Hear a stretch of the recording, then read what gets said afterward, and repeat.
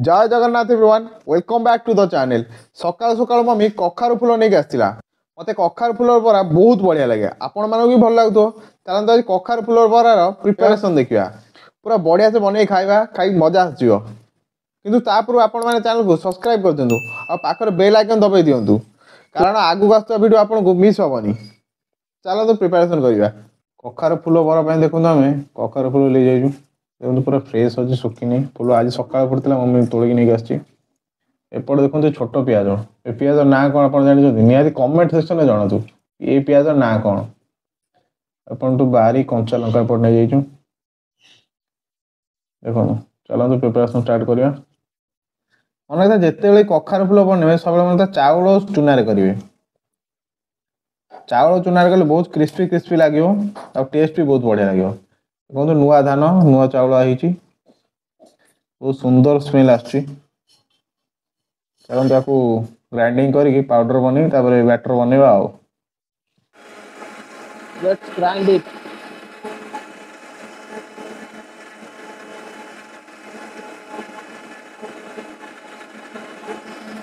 Batter ready पियाज पड़ी कंचा लंका काटी पकेवा फूल गोले सेकी सेकी भाजवा गोटे पैन रेडी हो तेल पकेवा तेल ढालतु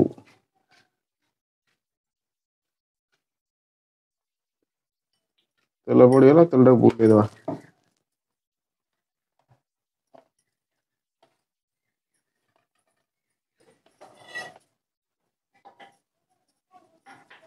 तेल एमती सब करदवा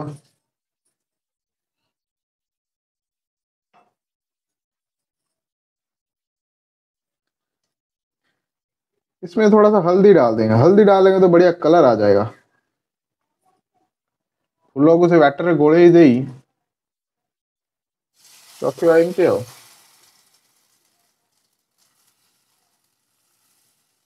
रेडी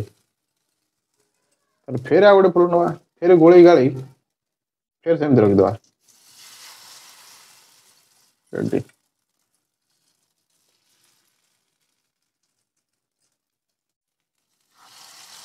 एमती रखा एपटे पियाज जो रखी ना रखीद पियाज रखले भल लगे खायापी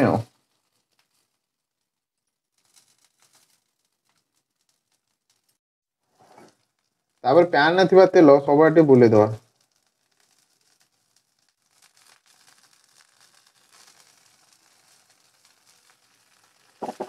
एमती रखा नोटेगा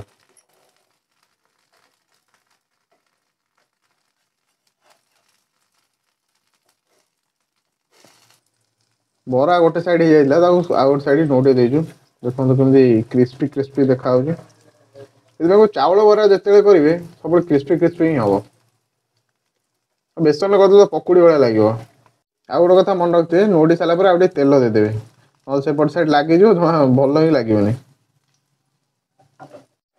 देखो बरा दी साइड क्रिस्पी क्रिस्पी हो गला बरा अलमोस्ट डन हो गला आ गोटे 2 मिनट रखी काढ़ीदे सेपट साइड क्रिस्पी क्रिस्पी हो सारापर काढ़ीदे डेलीशियस देखा एपटे देखो सका के जोर वर्षा उठे आसा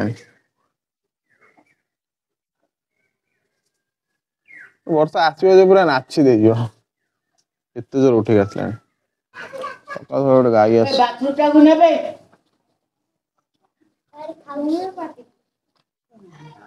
कदली खाने आ गए कदली आनलु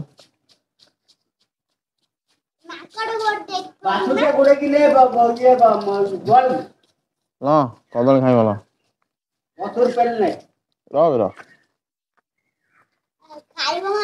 ये देखो गोटे मत्स्य जीवी आम गाँव दे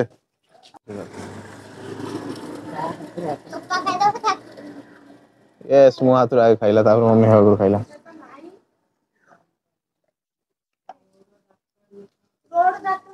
देखो कखार फूल बरा पूरा रेडी हो जाए किमी पोड़पोड़िया क्रिस्पी क्रिस्पी होती टेस्ट कर आ गोटे जिन मम्मी कर कदली बरा माने कदली कंचा कदली काटी बरा कर चलो से देखिए कदली डिप करमती रखिए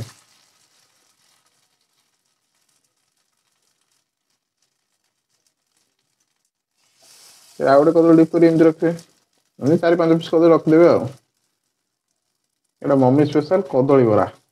କଦଳୀ ବରା ଟିକେ ପରେ ଅଳ୍ପ ଟିକେ ତେଲ ପକେଇଦେବେ। ହଁ, ତେଲ ପକେଇଦେବେ, ଏପଟ ସେପଟ ଟିକେ ବୁଲେଇଦେବେ, ସବୁଆଡେ ଯେମିତି ତେଲ ବୁଲେଇଯିବ।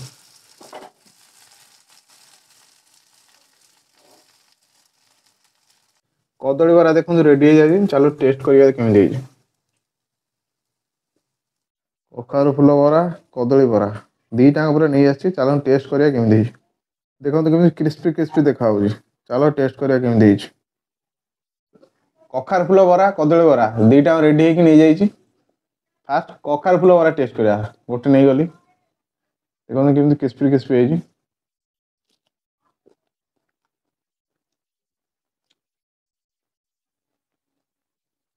ଫାଷ୍ଟ ଖାଇଦିଏ, ଏତେ ଡେଲିସିୟସ୍ ହେଇଛି, ଫାଷ୍ଟ ଖାଇଦିଏ।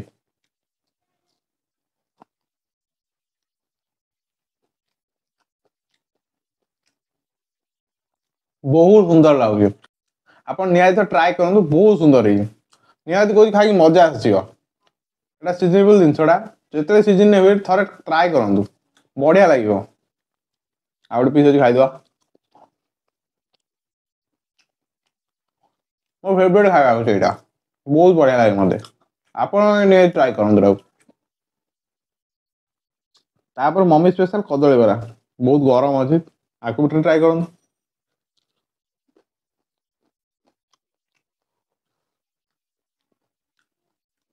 ଫାଷ୍ଟ ଟାଇମ ଏଇଟା ଖାଇଲି, କିନ୍ତୁ ବଢିଆ ଲାଗୁଛି। ଏଟାକୁ ନିହାତି ଟ୍ରାଏ କରନ୍ତୁ, କଦଳୀ ବରାଟା।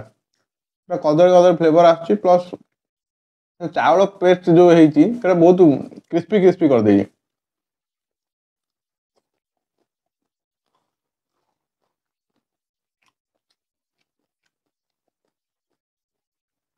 ଯିଏ କଦଳୀ ଖାଇବାକୁ ପସନ୍ଦ କରନ୍ତି, ତାକୁ ଏଇ ବରା ଟ୍ରାଏ କରନ୍ତୁ, ସେ ନିହାତି କଦଳୀ ଖାଇବେ।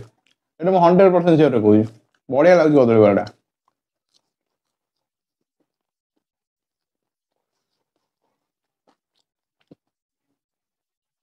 ୱଣ୍ଡରଫୁଲ ଟେଷ୍ଟ, ଡେଲିସିୟସ୍। ଆଜିର ଭିଡିଓ ଏଇଠି କମ୍ପ୍ଲିଟ୍ କରୁଛି। ପୁଣି ଦେଖା ହବ ନୂଆ ଭିଡିଓରେ। ଆପଣ ଭିଡିଓକୁ ଲାଇକ୍ କରନ୍ତୁ, ଚ୍ୟାନେଲକୁ ସବସ୍କ୍ରାଇବ କରିଯାଆନ୍ତୁ। ଏତେ ବାଟ ଯଦି ଭିଡିଓ ଦେଖିଲେଣି, ଚ୍ୟାନେଲକୁ ସବସ୍କ୍ରାଇବ କରି ଯାଆନ୍ତୁ। ଆଉ ଫେସବୁକ୍ ଦେଖୁଥିବେ, ନିହାତି ଫେସବୁକ୍ ପେଜକୁ ଫଲୋ କରନ୍ତୁ। ଆପଣ ଫଲୋ କି ସବସ୍କ୍ରାଇବ କିଛି ବି କରୁନାହାନ୍ତି, ସେମିତି ଚାଲି ଯାଉଛନ୍ତି। ଗୋଟେ ଲାଇକ୍ କରନ୍ତୁ, ଗୋଟେ ସବସ୍କ୍ରାଇବ କରି ଯାଆନ୍ତୁ। ଯଦି ଫେସବୁକ୍ ଦେଖୁଛନ୍ତି, ଗୋଟେ ଫଲୋ ବଟନ ଦବାଇ ଯାଆନ୍ତୁ। ଆଉ ଆପଣଙ୍କୁ କିଛି ମାଗୁନି। ଜୟ ଜଗନ୍ନାଥ।